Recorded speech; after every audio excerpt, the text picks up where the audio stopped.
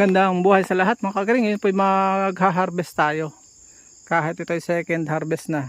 Dahil last na halos ito sa ipagbebenta ko pa sana ito kasama yung nakahuli lang ito. Kakainin ko na lang sana, subalit hindi namin kayanin dahil nakita ko. Ayan oh, ayan, nakita nyo kinakain na ng daga. Kaya mamimitas ako ngayon kahit gabi. Nandito po ako sa bundok. Dahil hindi ko nahihintayin.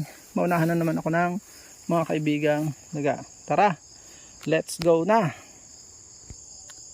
So ayan, ginabi na tayo at gagamit po ako ng pruning scissor at lalagyan. Saka ko lilipat to sa aking lalagyang malaki. Patay, maunahan pa ng kaibigan. Hirap mag-harvest pala pag gabi. Halos hindi makita. Buti na lang may flashlight tayo. Pag pinabukas ko pa, baka pag piyestahan pa nila, sayang naman po yung halos 50 pesos ang isa. So ang kukunin ko na lang yung walang damage. Yung mga may damage, hahayaan ko na lang sa kanila. Tumba, ang ganda oh.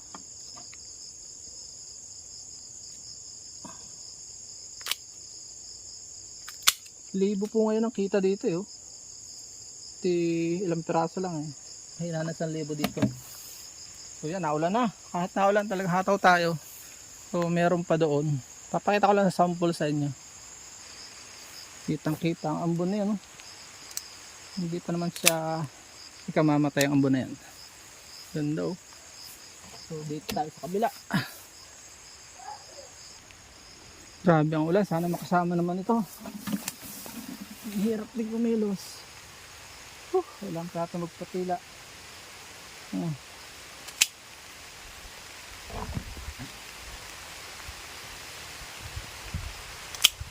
Patila muna po tayo at makakumita nga eh.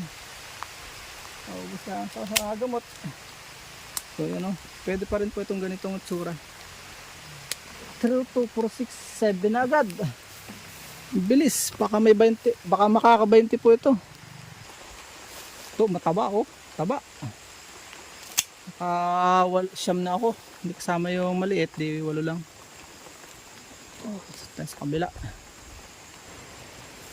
Ay, isa pa dito. Patago, oh, yung patago.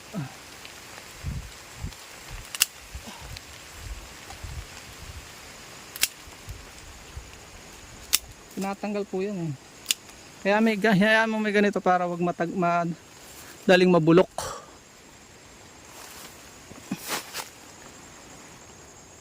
Ganyan po talaga magsaka, nakakaiyak kahit gabi. Ito, kita nyo ay, oh, wala na. Oh, nakain ng daga. Huwag mo na panghinayangan yan. Kaya mo na dyan sa lupa. At yun, magandang kuhanan yung pananim na yun eh. Madali yung bumunga, yung ganun. 8 months lang to 3 years na bunga na. Parang may 10 ng aking nakupitas.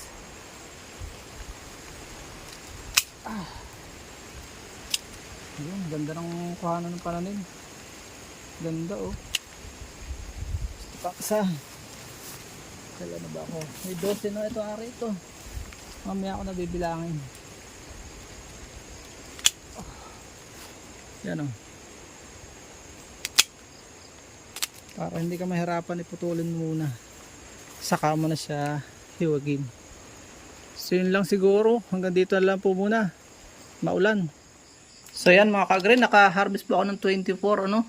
Dami pong nasa 5-6 yata yung nadali ng mga daga. Ang estimated loss ay nasa 2 to 300 pesos. So, sayang din ano kung hindi ako namitas ngayon.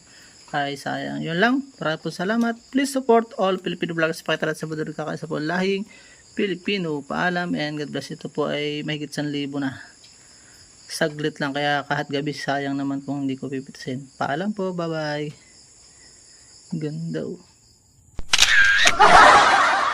At dyan po nagtatapos ang munti natin vlog. Kung kayo pinapagpala at mahilig kayo sa ganitong klase mga upload, please consider subscribing and hitting the bell icon so that you'll get notification sa mga upcoming namin videos. Ano po? Magkita-kits po tayo sa susunod natin mga vlog. Paalam and God bless. Bye bye po muna.